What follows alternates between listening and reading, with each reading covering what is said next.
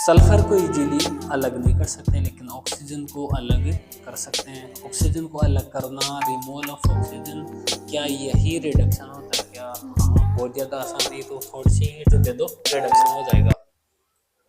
Occurrence of metal. अब ये जो आज का जो पॉइंट रहेगा हमारा वो है ऑकरेंस ऑफ मेटल, यानी कि मेटल्स को क्या करना, ऑक्वायर करना, मेटल को क्या करना, हमें गेन करना है। तो मेटल को गेन करने से पहले इसकी कुछ टर्मिनोलॉजी है वो हमने पढ़नी है, और ये टर्मिनोलॉजी क्या क्या है ये सब हम देखेंगे। तो सबसे पहले कुछ मेटल है वो, जैसे गोल्ड, सिल्वर, प्लेटिनम, ये क्या है कि found in the free state in the earth crust because they are least reactive. अगर हम किसके अंदर देखते हैं, रिएक्टिव सीरीज के अंदर देखते हैं। ओके सर, देख लो। तो सबसे पहले कौन सी मेटल आती है, सबसे पहले ऊपर की तरफ कौन सी मेटल आती है, पोटेशियम, फिर सोडियम,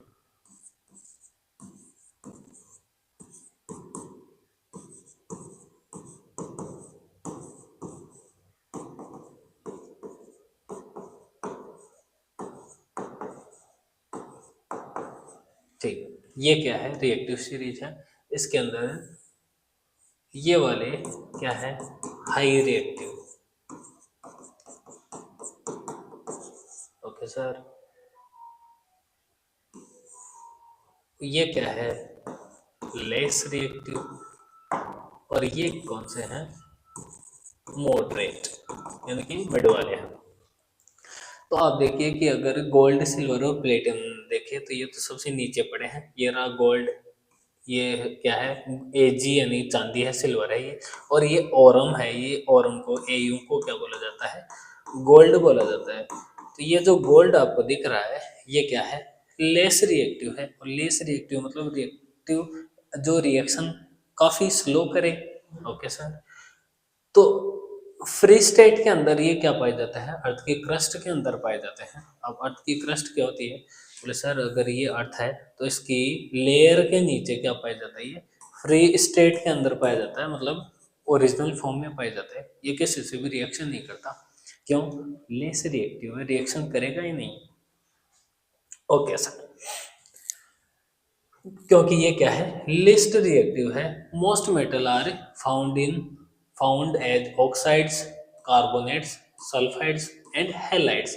तो ज्यादातर है वो कैसे होते हैं, ज्यादातर किसके साथ जुड़े रहते हैं, ऑक्साइड, यानी कि किसके साथ जुड़े रहेंगे, ऑक्सीजन के साथ। ओके सर, फिर ज्यादातर है वो किसके साथ जुड़े रहेंगे, कार्बन है तो कार्बन के साथ, कार्बोनेट्स के साथ, चाहे वो CO2 हो, CO3 हो, या कार्बन का कोई भी ऑक्साइड हो। सल्फाइड, ये लो सर, सल्फर के साथ जुड़े रहेंगे। और हैलाइड यानी कि जो मैं बताया HCl, Br, I, यानी कि हेलोजन ग्रुप के साथ जुड़े रहेंगे। तो ज्यादातर है वो ऑक्साइड से, कार्बोनेट से, सल्फाइड से और हैलाइड के साथ जुड़े रह सकते हैं। ओके सर, तो ये क्या हो गया, इनको अपन ऑक्वारेंस करेंगे। तो पहले देखेंगे मिनरल्स, और ये वेरी वेरी इंपॉर्टेंट है कि आपको मिनरल्स और ऑर्स के अंदर डिफरेंस पता होना चाहिए। तो मिनरल्स, यहाँ पर माइन का नाम आ रहा है कि माइन, और माइन यानी कि माइनिंग कर लेना, यानी खोद कर निकालना। तो ये क्या है, एलिमेंट ये है या फिर कंपाउंड है जिनको नेचुरली क्या करा जाता है, इनसाइड द क्रस्ट से, इनसाइड द अर्थ के क्रस्ट से इनको गेन करा जाता है नेचुरली। तो ये क्या है, माइनिंग करना यानी खोदना और निकालना, क्या है, मिनरल्स। ओके सर, अब और क्या होते हैं, और क्या होते हैं, तो ये मिनरल्स ही होते हैं, लेकिन ये मिनरल्स वो वाले मिनरल्स होंगे जो हमारे लिए प्रॉफिटेबल होंगे। कैसे sir, minerals form from which metal can be extracted profitably, जो हमारे लिए कन्वीनियंस्ड हो और प्रॉफिटेबली हो। कैसे सर, तो देखो, जब हमने ये अर्थ की सरफेस है, इसकी क्रस्ट से कुछ भी निकाल लिया, ये क्या कहलाएगा, ओके सर, कहला गया। लेकिन आप ऐसे समझिए कि अगर ये अर्थ की सरफेस है और इसके 100 किलोमीटर नीचे हमें क्या मिल गया, एक ओर्स मिल गया, हमें कोई ना कोई है ना मिनरल्स मिला है। और ये मिनरल्स है ना किसी भी मिनरल की फॉर्म में है, और ये मिनरल की फॉर्म में है, तो मतलब कोई ना कोई इसके अंदर इम्प्योरिटीज ऐड हो रखी है, यानी कि प्योर, इसके अंदर प्योर मेटल भी है और कुछ इम्प्योरिटीज भी है। Okay sir. अब देखो, तो ये 100 किलोमीटर क्या है इसके नीचे, 100 किलोमीटर कुछ ना कुछ क्या है इसके अंदर मिनरल्स हमें दिख गए। और जब इनको बाहर निकाले तो इनका वेट मान लीजिए कितना था, 100 किलोग्राम। और इस 100 किलोग्राम के अंदर प्योर मेटल है ना, वो 0.5 ग्राम ही है। ठीक है, और ये जो 5.5 ग्राम है, ये आप ऐसे समझ लीजिए कि ये चांदी है ये। तो हम क्या इतनी सी चांदी के लिए, क्या हम इतनी सी थोड़ी सी चांदी के लिए इतना गहरा गड्ढा खोद देंगे क्या? नहीं सर, हम बेवकूफ़ नहीं है, हम ऐसा नहीं करेंगे। आधे किलो चांदी है ना, क्या करेंगे, इतना कितना खर्चा ही ज़्यादा हो जाएगा। तो ये हमारे लिए कन्वीनियंस्ड नहीं है, ये हमारे लिए प्रॉफिटेबल नहीं है। तो हम ऐसा और जिसके अंदर 99.5 किलोग्राम क्या है, गंदगी है और आधी किलो चांदी है, हम उनको और नहीं खाएंगे, हम उनको मिनरल ही देंगे, क्योंकि ये हमारे लिए प्रॉफिटेबल नहीं है। लेकिन अगर इसका वाइस वर्सा देखे, अपोजिट केस देखे, तो आप ऐसे समझिए कि 100 किलोग्राम का हमें क्या मिल गया, कोई भी मिनरल्स मिल गया। और अगर उसमें से अगर 75 किलोग्राम क्या है, एजी, हाँ, अब सर है ना, ये हमारे लिए प्रॉफिटेबल हो सकती है क्योंकि इतनी चांदी मिलेगी। ठीक है, तो अब इसे तो क्या कहेंगे, और इसे क्या कहेंगे, मिनरल। इस वाले फॉर्म को क्या कहेंगे, मिनरल। क्या इसे भी मिनरल कह सकते हैं क्या? हाँ, इसे भी मिनरल कह सकते हैं, लेकिन इसको भी मिनरल, लेकिन और है ना, इसको ही कहेंगे। क्यों? क्योंकि ये प्रॉफिटेबल नहीं है और ये प्रॉफिटेबल है। तो छोटा सा ही अंतर है। सारे सारे हम जो भी खोद कर निकालते हैं, माइनिंग के द्वारा निकालते हैं, सारे सारे माइनिंग है।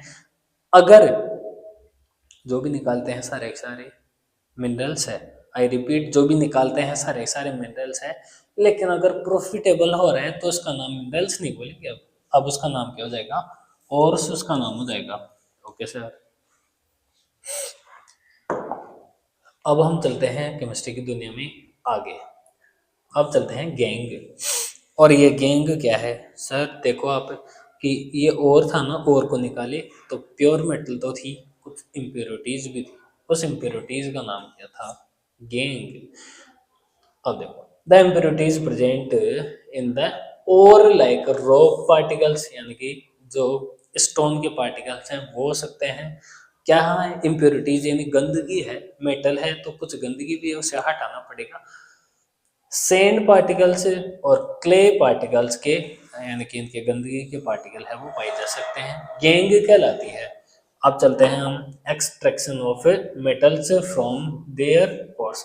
एक्सट्रैक्शन करना है, यानी कि मेटल में से हमको किसको अलग करना है, यानी और हम मेटल है वो रिएक्टिविटी के हिसाब से ले, जैसे कौन से ले, हाई रिएक्टिव, मीडियम रिएक्टिव या फिर लो रिएक्टिव। तो सीधी सी बात याद रखनी है कि ये तो कौन सी है, हाई रिएक्टिव है, ये तो हाई रिएक्टिव है। अगर हम इनको क्या कर लेंगे, ऑक्साइड ऑक्सीजन से अगर अलग भी कर लेंगे, तो जब ऑक्सीजन से ये दोबारा जुड़ेगी तो तुरंत फिर से रिएक्शन करेगी। तो मतलब हम है ना, इनको ना ही तो क्या कर सकते हैं, हाई हीट देकर अलग कर सकते हैं, ना ही हम इनको रिड्यूसिंग एजेंट के साथ अलग कर सकते हैं, ऐसा भी नहीं कर सकते। सीधी सी बात है कि हम है ना, इनको मोल्टन इलेक्ट्रोलाइसिस सॉल्यूशन के अंदर डालेंगे, पिघले हुए इलेक्ट्रोलाइटिक सॉल्यूशन के अंदर डालेंगे और प्योर मेटल है वो गेन कर लेंगे। आगे देखते हैं, फिर है कौन सा, और भी कौन सा, जो मीडियम रिएक्टिविटी हो, तो जो कार्बोनेट वाली इम्प्योरिटीज के साथ जुड़े कार्बोनेट और जो सल्फर वाली और के साथ जुड़े उसका नाम है सल्फाइड। और अगर कार्बन वाली है, कार्बन वाले कार्बोनेट और हैं तो कैल्सिनेशन मेथड के द्वारा उनको अलग कर लिया जाता है। आगे पढ़ेंगे अपन कैल्सिनेशन। और अगर सल्फाइड वाला और है तो रोस्टिंग प्रोसेस के द्वारा अलग कर लिया जाए। यानी पढ़ क्या रहे हैं हम, और है, और के अंदर दो चीज पाई जाती है, कौन सी, ये और है, इसके अंदर क्या है, ज्यादातर तो क्या है, प्योर मेटल है, प्योर मेटल। और थोड़ा सा क्या है इसके अंदर, गैंग है, यानी कि थोड़ी सी गंदगी है और प्योर इसके अंदर मेटल ज़्यादा है, तो ये हमारे लिए थोड़ा प्रॉफिटेबल है इसको निकालना। तो ये गंदगी है ना, ये गंदगी किस रूप में बैठी है, कार्बन के रूप में, और ये गंदगी किस रूप में बैठी है, सल्फर के रूप में। तो इनको डायरेक्ट हम नहीं कर सकते। इसको अगर हमें प्योर मेटल लेनी है तो हमें पहले इनके ऑक्साइडों के अंदर ले चलते हैं, मेटल को इनके ऑक्साइड के अंदर ले चलते हैं। और ऑक्साइड के अंदर बदलने वाली प्रोसेस कौन सी है, कैल्सिनेशन और रोस्टिंग। रोस्टिंग सल्फर वाले कोर के लिए, और calcination C for calcination, C for carbonate. Okay, अब दोनों के अंदर क्या हो जाती है, प्योर मेटल नहीं मिलती है, इनके ऑक्साइड के साथ मिलती है। और जब ऑक्सीजन को रिमूव कर देंगे यानी रिडक्शन कर देंगे, रिडक्शन यानी removal of oxidation, removal of oxygen क्या कहलाता है, रिडक्शन। तो क्या हो जाएगी, प्योर मेटल मिल जाएगी, उसकी रिफाइनिंग कर लेंगे, उसको छान छोन लेंगे, प्योर मेटल मिल जाएगी हमें। क्या है, और कौन से देख लिए, मीडियम वाले। अब देखेंगे लो, और लो वाले हमेशा सल्फाइड ओर के साथ रहते हैं, और रोस्टिंग कर देंगे। रोस्टिंग क्या है, दोनों के बीच में क्वेश्चन पूछा जाता है, फेमस क्वेश्चन है ये। और मेटल है उसकी प्योर मेटल हम गेन कर लेंगे। तो देखते हैं आगे इनको विथ एलाबोरेशन, विथ डिटेल हम इनको पढ़ते हैं। तो सबसे पहले क्या दे रखा है, एक्सट्रैक्शन ऑफ मेटल लो। लो वाले कौन कौन से होते हैं, लो वाले देखो आप, का नाम होंगे जॉन फिर पर वो है, कौन है जी आगे, वो कौन है जी आगे, आओ। क्या है ये, कॉपर है, ये क्या है, हाइड्रेजिनियम है सर, इसको मरकरी कहते हैं। ये क्या है, एजी सर, इसको सिल्वर कहते हैं, इसको गोल्ड कहते हैं। क्या है ये, कॉपर। ये क्या है, मर्क्यूरी। ये क्या है, सिल्वर। और ये क्या है, ओरम, जिसको अपन गोल्ड कहते हैं। ओके सर, तो सबसे पहले यहाँ पर बात किसकी करी जा रही है सर, बात करी जा रही है यहाँ पर कि हाँ, मेटल जो कि लो एक्टिविटी सीरीज के अंदर पाई जाती है, वो क्या क्या हो सकती है, रिड्यूस्ड हो सकती है अगर उनको हम हीट दे, और वो भी किसकी प्रेजेंस में, सल ऑक्सीजन की प्रेजेंस में। अगर हम उनको हीट दे तो क्या हो सकती है, वो हमें मेटल ऑक्साइड मिल सकता है। ओके, तो बात किसकी करी जा रही है, मरकरी की। तो ये लो सर, मरकरी क्या है, मरकरी Hg, और ये है ना सल्फाइड ओर के साथ पाई जाती है, सल्फाइड ओर के साथ पाई जाती है, और इस सल्फाइड ओर को सिनेबार कहा जाता है। क्या है ये, सिनेबार, HgS, यानी कि mercurous sulphide, mercurous sulphide cinnabar है। जब इसको हीट करा जाएगा, प्रेजेंस ऑफ ऑक्सीजन, ऑक्सीजन की प्रेजेंस के साथ हमें इसको गर्म करना है, तो क्या हो जाएगा सर, ये जो सल्फाइड है ना, इसको ऑक्सीजन लेके भग जाएगी। कौन ले जाएगी इसको, ऑक्सीजन लेके भग जाएगी। तो और ऑक्सीजन किसके साथ जुड़ जाएगी, HgO। सर ये तो मर्क्यूरस ऑक्साइड हो गया क्या, हाँ मर्क्यूरस ऑक्साइड हो गया। और अब ये जो है ना मरकरी है ना, इस ऑक्सीजन को रिमूव कर सकते हैं अपन, हीट करेंगे तो ये ऑक्सीजन रिमूव हो जाएगी, और हमें प्योर हाइड्रोजीनियम यानी कि प्योर मरकरी मिल जाएगी। एकमात्र मेटल है जो रूम टेम्परेचर पर लिक्विड स्टेट में पाई जाती है। खूब बार क्वेश्चन आता है, लेकिन अब आप ये बता दो, एकमात्र नॉन मेटल कौन सी है जो कि रूम टेम्परेचर पर लिक्विड स्टेट में पाई जाती है।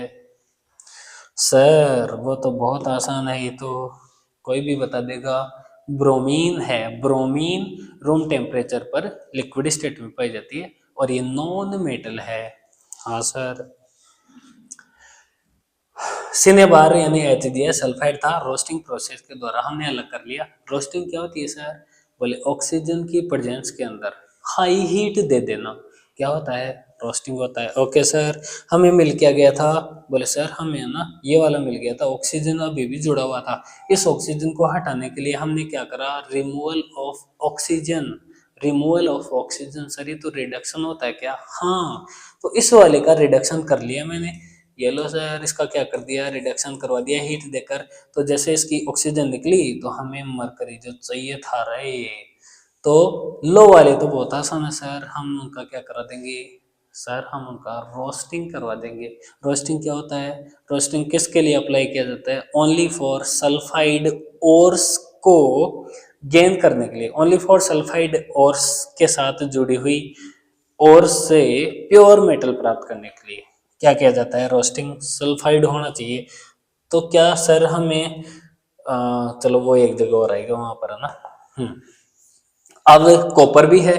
कॉपर अगर सल्फाइड और के साथ जुड़ रहा है तो CuS हो गया, ये कॉपर सल्फाइड हो गया। और जब इसको हीट देंगे ऑक्सीजन की प्रेजेंस में तो ये भी रोस्टिंग होगा। तो यहाँ पर देखो ये कॉपर सल्फाइड था, ऑक्सीजन हीट दिए तो ये ऑक्साइड के अंदर कन्वर्ट हुआ और इन ऑक्साइड को का फिर से हमने सल्फाइड के साथ करवाया तो अब यहाँ पर कॉपर है वो मिल गया है। Okay sir. अब हम चलते हैं केमिस्ट्री की दुनिया में आगे। और आगे क्या है? आगे सर एक्सट्रैक्शन है और वो भी कौन सा? मिडिल का। और मिडिल वाले है ना सेम टू सेम ही है, बस यहाँ पर है ना सल्फाइड वालों के साथ साथ हमें कार्बन वाले और दिख जाएंगे। लेकिन कार्बन वाले और भी आसान है, बोले C फॉर कार्बन और C for calcination. Sir calcination के द्वारा हम अलग कर लेंगे इनको। सल्फाइड वालों को हमने रोस्टिंग के द्वारा अलग कर लिया था। तो रोस्टिंग में क्या हो रहा था? बोले सर हाई हीट दे दो इनको। तो कैल्सिनेशन में भी हीट देंगे क्या? हाँ हीट देंगे। यहाँ पर ऑक्सीजन के साथ दे रहे थे क्या? यहाँ पर ऑक्सीजन के साथ नहीं देंगे। इतना सही अंतर है। देखो क्या है? मेटल है जो कि बीच में पाई जाती है और ये कौन कौन सी है? तो हम ट्रिक के अनुसार चलते हैं। कना का मांगे आलू जॉन, फिर प्रभु है जॉन, फिर प्रभु है। और ये तो हाइड्रोजन है क्या? ये तो नॉन मेटल है। यहाँ पर मेटल की बात करी जा रही है, हाइड्रोजन को यहाँ से हटा देते हैं।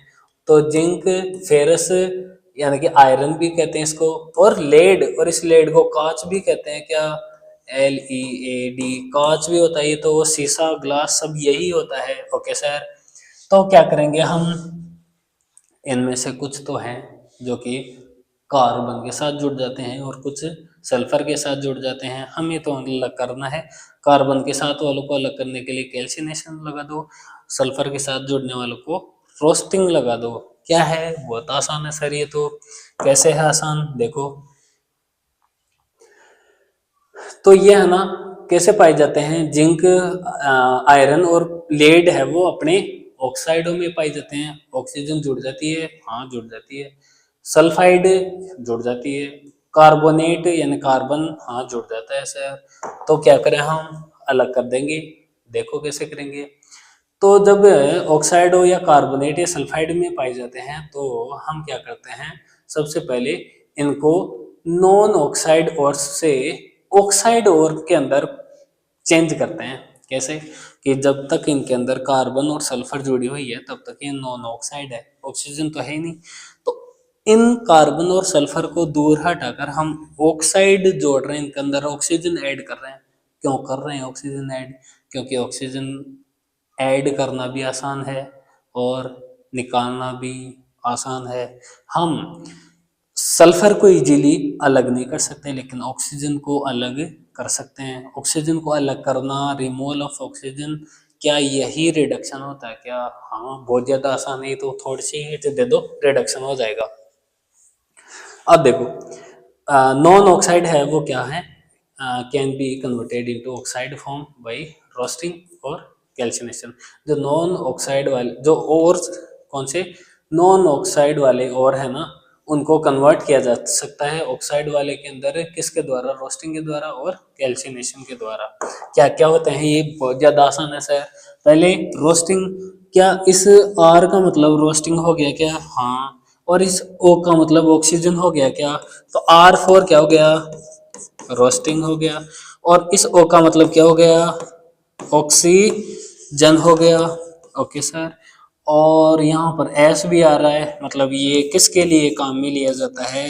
सल्फाइड और से सल्फर को हटाने के लिए। सर ये तो बहुत आसान हो गया। हाँ आसान है। तो हीट करेंगे हम, हाँ सर हीट करेंगे। और हीटिंग करेंगे तो किसके साथ? प्रेजेंस ऑफ ऑक्सीजन के साथ। तो ये किस में कन्वर्ट हो जाएगा? सल्फाइड और है वो किस में कन्वर्ट हो जाएगा? ऑक्साइड फॉर्म के अंदर। देखो जिंक सल्फाइड था ये, जिंक सल्फाइड को मैंने ऑक्सीजन के साथ हीट कर दिया, तो यहाँ पर ये जो एस था ना, इसको ये ऑक्सीजन भगा लेगा, और भगा ले गया तो किसके साथ बैठ गया ये, सर ये एक और ऑक्सीजन कहाँ आई, यहाँ ध्यान से देखिए ऑक्सीजन की प्रेजेंस के अंदर हो रही है ये गर्म, तो ऑक्सीजन खूब सारी है, तो यहाँ पर जिंक के साथ ऑक्सीजन बैठ गई है। अरे सर ये तो जिंक ऑक्साइड हो गया, और इस ऑक्सीजन को हटाना बहुत ज़्यादा आसान है, ऑक्सीजन को इजीली हम हटा देंगे रिडक्शन के द्वारा। ओके, और क्या बन जाएगा यहाँ पर, सल्फर डाइऑक्साइड। इनसे कोई मतलब नहीं है, हमारे पास जो मेन प्रोडक्ट है वो है जिंक मेटल लेनी थी हमें, कैसे भी करके जिंक को हटाना था। अब हम क्या कर देंगे, इस ZnO का क्या कर देंगे, रिडक्शन। और सर ये रिडक्शन क्या होता है, ऑक्सीजन को हटा देना, तो हमें क्या मिल जाएगी, Zn प्योर मेटल मिल जाएगी। ओके सर, रोस्टिंग आ गया समझ में, R for roasting, O for oxidation, और S फॉर सल्फर। नाम के अंदर ही है ना पूरी हिंट छुपी हुई है।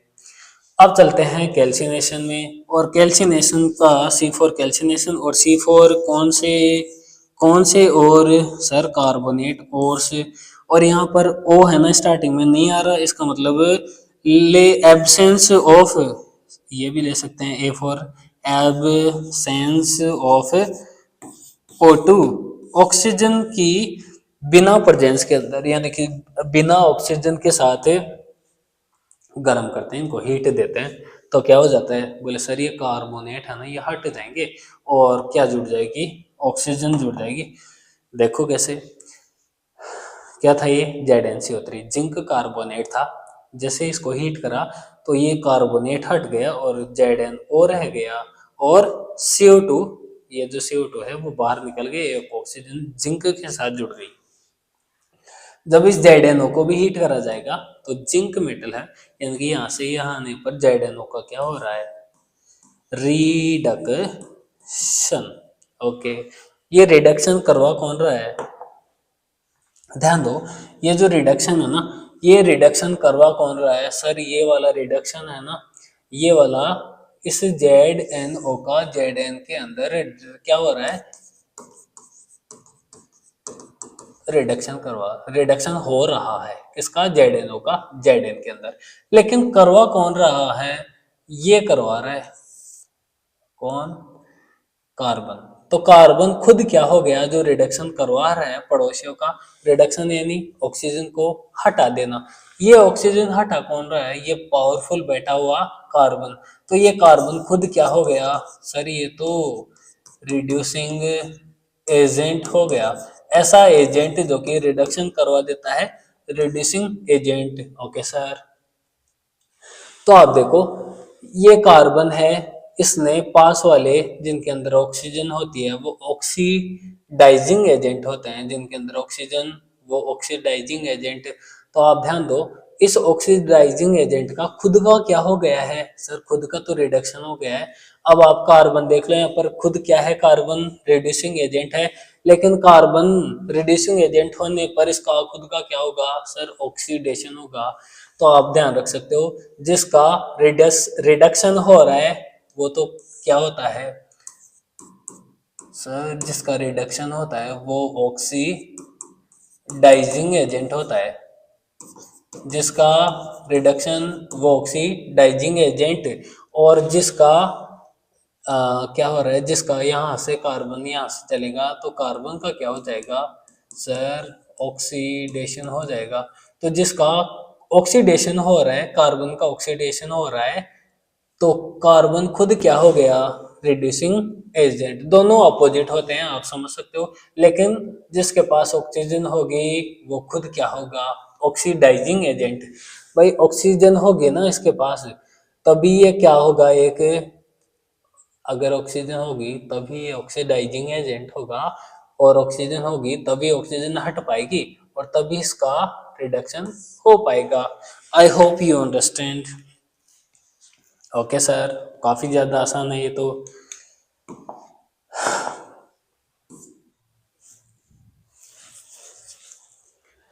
अब हम देखेंगे थर्मिट रिएक्शन। तो थर्मिट रिएक्शन के अंदर नाम आ रहा है थर्मल, और थर्मल का मतलब क्या होता है, सर थर्मल का मतलब हीट, तो यहाँ पर हीट का काम होगा और हीट है ना वो बाहर निकलती है। तो सबसे पहले क्या होता है, तो ये है ना ये रिएक्शन ज़्यादातर जो थर्मिट रिएक्शन है ना वो ज़्यादातर जो रेल की जो पटरियाँ होती है उनको दो रेल की पटरियों को जोड़ने के लिए काम में ली जाती है।